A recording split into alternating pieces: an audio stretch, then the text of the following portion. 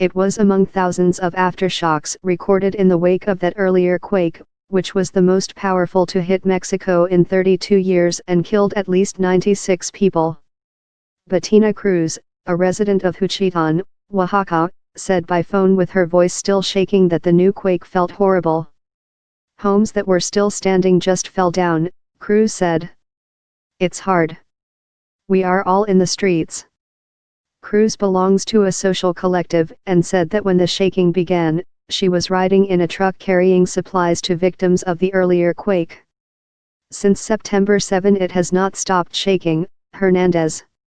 U.S. Geological Survey geophysicist Paul Caruso said the new temblor was an aftershock of the 8.1 quake, and after a jolt of that size even buildings left standing can be more vulnerable. So a smaller earthquake can cause the damaged buildings to fail, Caruso said.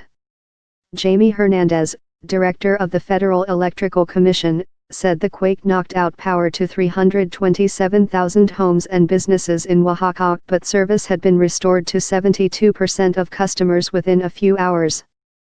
Buildings swayed in Mexico City, where nerves are still raw from Tuesday's magnitude 7.1 temblor that has killed at least 307 across the region.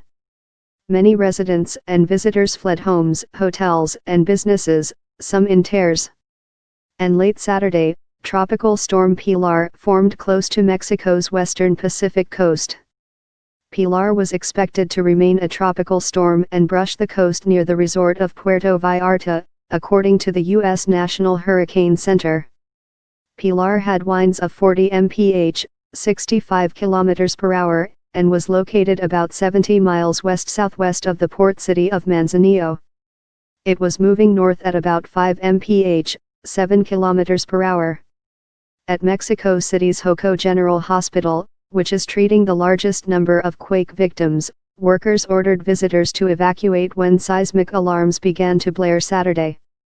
That included Cynthia Purita, 43, who was reluctant to leave the bedside of her sleeping boyfriend. Jesus Gonzalez, 49, fell from a third-story balcony of a building where he was working during Tuesday's quake and was awaiting surgery. But she controlled her emotions, went outside and came back when the trembling was over. We are getting used to this, Purita said. Every so often we hear the alarm, you say, well, it is God's will. Alejandra Castellanos was on the second floor of a hotel in a central neighborhood of Mexico City and ran down the stairs and outside with her husband. I was frightened because I thought, not again. Castellanos said. In a city still on edge, many residents have spoken of lingering anxiety, imagining the ground is moving when it isn't, hearing a police siren wail and thinking it's a quake alarm, breaking into sobs at unexpected moments.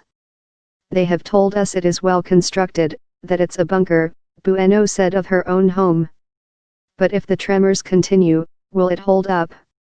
He added, how does a city recover from a shock like this? Associated Press writer Christine Armario contributed to this report.